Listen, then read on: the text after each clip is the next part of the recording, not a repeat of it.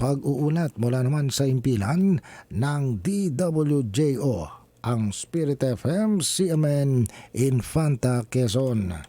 CMN Live Nationwide. Camille Soriano, magandang araw sa iyo. Magandang umaga Ariel, magandang umaga Pilipinas. Patuloy ang paglahok ng ilang deboto sa bayan ng Infanta Quezon sa penitensya tuwing Biyernes Santo bilang bahagi ng kanilang panata. Isinasagwa ito bilang pag-alaala sa paghihirap at kamatayan ni Jesucristo kasabay ng taimtim na pananalangin at pagninilay. Sa panayam ng Spirit FM, ibinahagi ni Vinier de la Cruz na 25 taon na niyang tinutupad ang ganitong panata. Kasama niya ang kanyang anak na si Mark Vincent de la Cruz na 7 taon nang nakikiisa sa gawain. Ayon kay Vinier, ang pagsasagawa nila nito ay isang personal na panata na kanilang iniaalay bilang kapalit ng mga kahilingan at pasasalamat. Ipiniliwanag naman ni Mark Vincent na ang haba ng kanilang panata ay nakabatay sa bilang ng kahoy na panghampas, na karaniwang umaabot sa 12 piraso. Kapag natapos ito, itinuturing nila itong graduate. Ngunit kapag nahulog ang kahoy habang ginagamit, nadadagdagan ng taon ng pagsasagwa dahil nababaliwala raw ang taon dahil sa pagkahulog nito. Sa kaso ng kanyang ama, umabot ito ng 25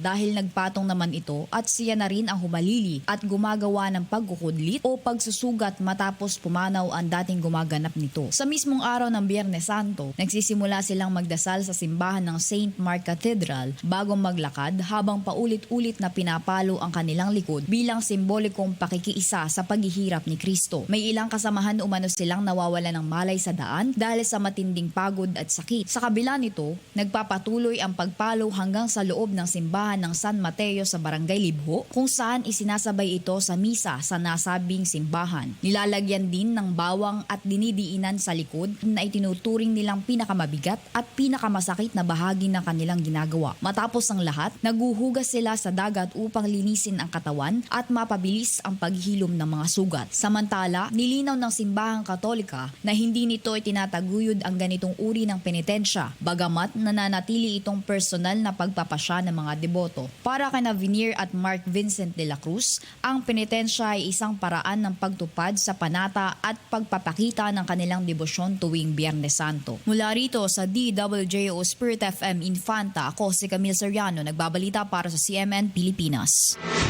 CMN Live Nationwide. Maraming salamat Camille Soriano mula po sa impilan ng DWJO, ang Spirit FM, CMN Infanta, Quezon.